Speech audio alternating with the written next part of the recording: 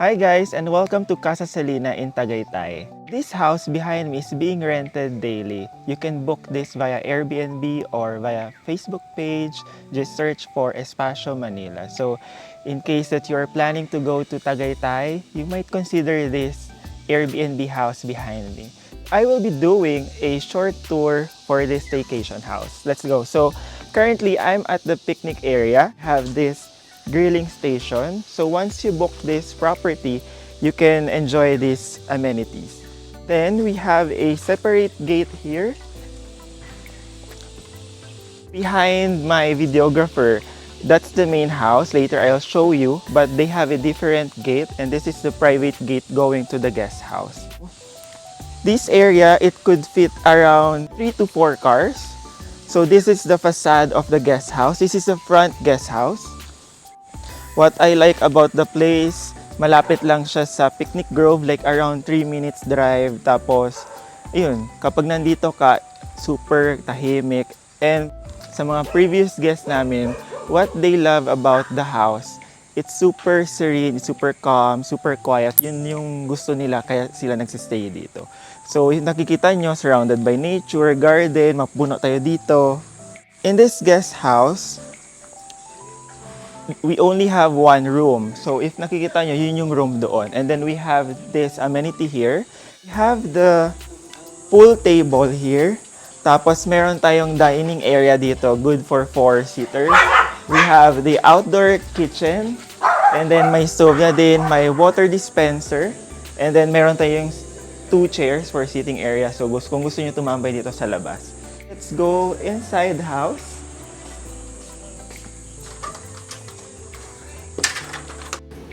The room comes with 2 main beds, 1 double-sized bed and 1 bigger than a king-size bed, plus 2 floor mattress which are double-size for extra guests. The room comes with towels and tissue rolls.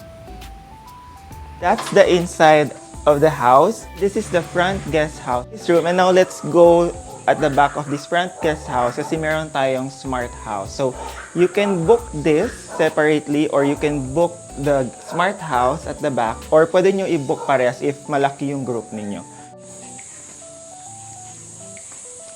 So this is the way going to the smart house.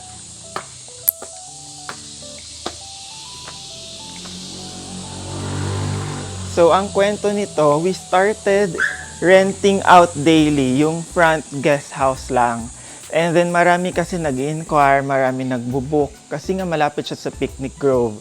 Like 3 minutes, tapos super affordable yung pricing niya. So why not dito sa likod, gumawa naman tayo ng smart house so that we can accommodate more guests. Dito, you have this outdoor dining area or pwedeng tambayan.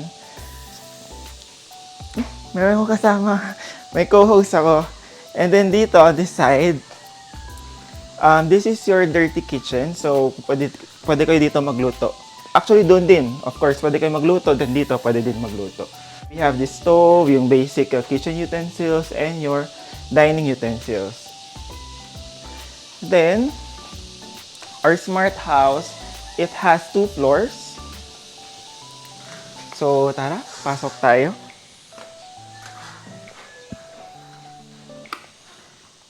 So, at the ground floor, maglalagay kami dito ng sofa or chairs para fronting the TV. This could be your entertainment area. Tapos, you have this mini fridge, parang sa kabila din. And then, you have this sink. So, meron tayong sink sa labas, meron din dito sa loob. Then, this is your bathroom. The smart house has this bathroom. And comes with, na din, water heater. Then, all our TVs comes with free Netflix access. Now, let's go to the bedroom area or sleeping area. Sorry, nasa taas lang yung extra bed. Pero at least makita nyo na yung loob. Yung sleeping arrangement dito, we have 2 double deck beds dito and then yung extra 2 single bed dito siya sa floor. This smart house can accommodate at least 6 packs or 6 guests. in case that you're booking for a big group, o if di kayo kasya dun sa front house or yung front guest house, you can book this also ditong Smart House. So at least, di ba, mas malaki yung space. So if you're interested to book this, you can look for us sa Facebook, Espacio Manila, or you can also book via Airbnb. So I will put the link sa comment or description box below para makita nyo yung Airbnb namin. So again, thank you for watching and see you in Casa Selena.